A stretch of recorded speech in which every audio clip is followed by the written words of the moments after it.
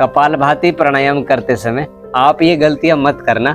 99% रोगों को आप अपने शरीर के अंदर से आउट कर सकते हो। कोई भी बात है बिना आधार के नहीं कही जाती है और हवा में हम कुछ भी नहीं कहते। हमारे आचार्य गुरुकुलों के अंदर जब हमको शिक्षित और दीक्षित करते थे तो वो हमको बताते थे कि भाई योग का ये आसन ऐसे होगा, योग की ये क्रिया ऐसे होगी। लेकिन कौन कौन सी गलतियां हैं जो हम कपालभाति प्राणायाम में करते हैं, आपको रिपीटेड नहीं करनी है। और अगर आप मुझे चैनल पर पहली बार देख रहे हो तो चैनल को जरूर सब्सक्राइब कर लेना। और देखो, योग से संबंधित जितनी भी चीजें हैं ना, उन सबको हम वीडियो में कन्वर्ट करके आप तक पहुंचाने की कोशिश करते हैं। नमस्कार दोस्तों, आज की इस वीडियो में आप सबका बहुत बहुत हार्दिक स्वागत है। और आज हम जिस टॉपिक को लेकर के बैठे ना, वास्तव में आम बात तो है नहीं। बहुत सारे लोग है ना योग पर ब्लेम करते हैं कि हमने बहुत योगा कर लिया, योग कर लिया, मतलब कटाक्ष करते हैं कि ऐसा किया हमने, ऐसा नहीं हुआ। क्यों नहीं हुआ? काम करने का अगर प्रॉपर तरीका है ना और हमने उसमें अपना पूर्ण एफर्ट लगाया है, पूर्णमदः पूर्णमिदं, तो हमको लाभ पूर्ण होता है। गड़बड़ करिए तो नहीं होगा। पहली गलती क्या करते, कपालभाति प्राणायाम को करते समय हम कभी ध्यान ही नहीं देते कि हमको बैठना भी सीधा चाहिए। या तो कर रहे हो तो आप लेट करके ही कर लो तो ही बेस्ट है। ऐसे बिल्कुल नीचे की तरफ झुक करके, साइड में झुक करके, ऐसे हो करके, या फिर अपनी कमर को बिल्कुल ही पता नहीं कहाँ तो टच कर लेंगे, इधर कर लेंगे, उधर कर लेंगे। कपालभाति प्राणायाम ऐसे बिल्कुल भी नहीं करना है।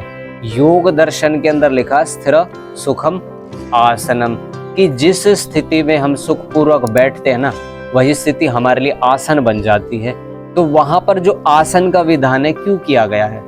प्राणायाम को सिद्ध करने के लिए, क्योंकि आसन पहले आता है, फिर आता है बाद में प्राणायाम। और प्राणायाम से पहले आसन को सिद्ध करना पड़ता है। कि आप 2-3 घंटे तक लंबे आसन में नहीं बैठ सकते, क्योंकि आप अभी ना सीखने की प्रक्रिया में हो। तो आपको नॉर्मल से आलती पालती मार के ही बैठना है ऐसे।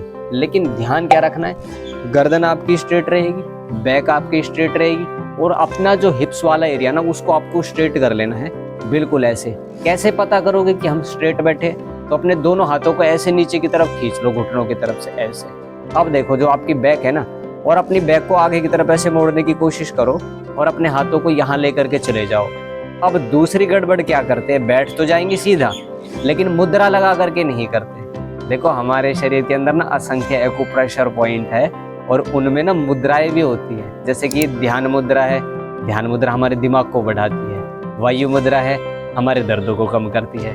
अपान मुद्रा है, हमारी पेट की बीमारियों को दूर करती है। ऐसे करके विभिन्न प्रकार की मुद्राएं हैं, तो मुद्राएं हम लगाते नहीं है। तो हमारी एडवाइस ये रहेगी, अगर आपको वात की रोग है तो वायु मुद्रा लगाओ, और अगर आपको अपना दिमाग को अच्छा करना है तो ध्यान मुद्रा लगाओ। ऐसे करके आप है ना प्रारंभ करना कपालभाति प्राणायाम का। तीसरी गलती करते हैं हम श्वास को छोड़ने में।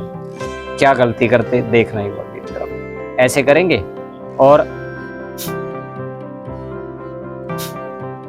1 सेकंड में एक बार प्राण बाहर की तरफ जाना चाहिए। कई बार तो 5 सेकंड का झटका मारेंगे, फिर बातें करने लग जाएंगे, फिर 2 सेकंड में एक झटका लगाएंगे, फिर बैठ जाएंगे। ये गड़बड़ मत करो। देखो, लगातार किया जाता है, लय के साथ किया जाता है। आप है ना 5 मिनट भी करो, लेकिन लय के साथ करो, बिना लय के मत करो। देखो, लय ऐसे बनाओ,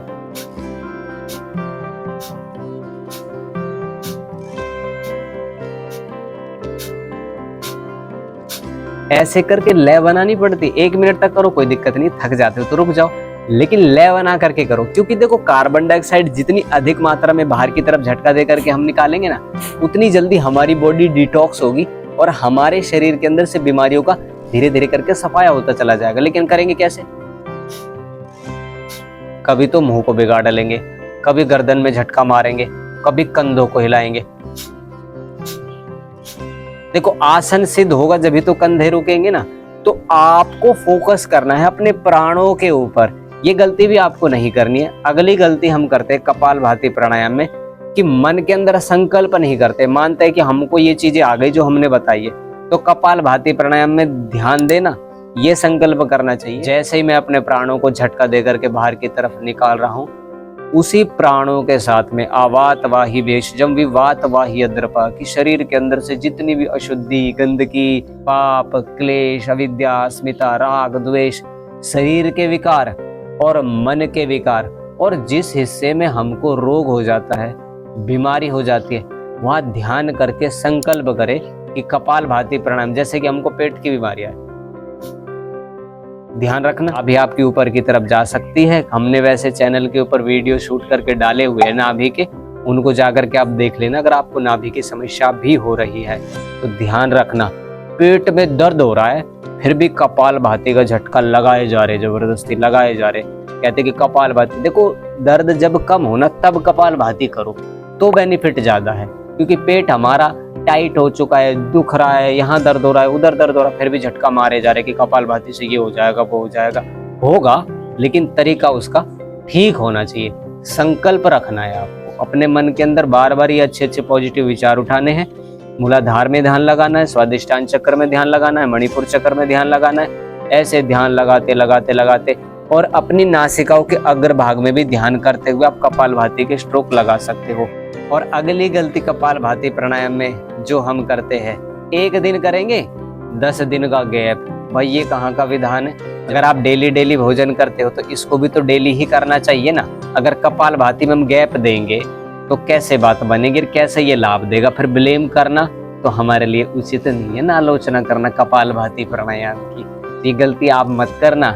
अगली बात, जहाँ जिस जगह हम कपालभाति कर रहे होते ना, वो एनवायरमेंट वाली जगह है, वो जगह शुद्ध होनी चाहिए। अगर शुद्ध नहीं है ना तो आप एक काम कर लेना कि वहां पर गुग्गल का धूम्र कर लेना और फिर करना कपालभाति प्राणायाम। वैसे तो गुग्गल भी वात पित्त कफ तीनों दोषों को शांत करने के लिए होता, थोड़ा महंगा जरूर होता है, लेकिन अगर उसको हम अंगारियों के ऊपर रख करके उसका धूम्र बना लेंगे ना और कपालभाति करेंगे ना, भाई वाह, मजा आ जाएगा। कहते कि आनंद आ जाएगा, क्योंकि कपालभाति करने से हमको ध्यान भी घटित होता है, समाधि भी घटित होती है, कॉन्स्टिपेशन की समस्या में लाभ हो जाता है, डायबिटीज की समस्या में लाभ हो जाता है, नस नाड़ियों का ये शुद्धिकरण कर देता है। और हमको कपालभाति प्राणायाम से चाहिए क्या?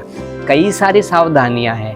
अब बात रही अंत की, कि जब भी हमारा पेट का ऑपरेशन होता है ना तो कपालभाति आपको नहीं करना, ये बात भी आपको ध्यान रखनी है। लगभग 5-6 महीने का आप गैप बनाना, फिर इसके बाद आप कपालभाति प्राणायाम करना। और पेट अगर आपका बीच बीच में दुखता है तो रेस्ट कर लेना है, जबरदस्ती आपको बिल्कुल भी नहीं करनी है।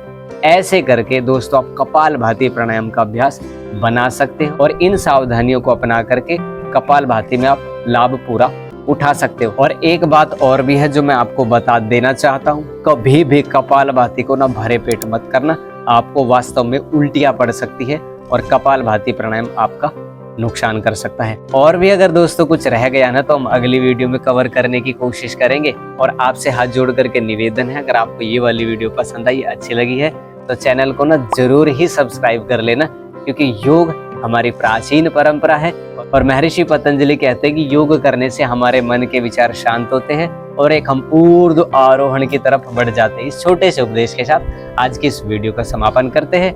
अब आपसे दोस्तों हम मिलेंगे अगली वीडियो में। यहाँ तक हमारा साथ देने के लिए आपका तहे दिल से बहुत बहुत धन्यवाद।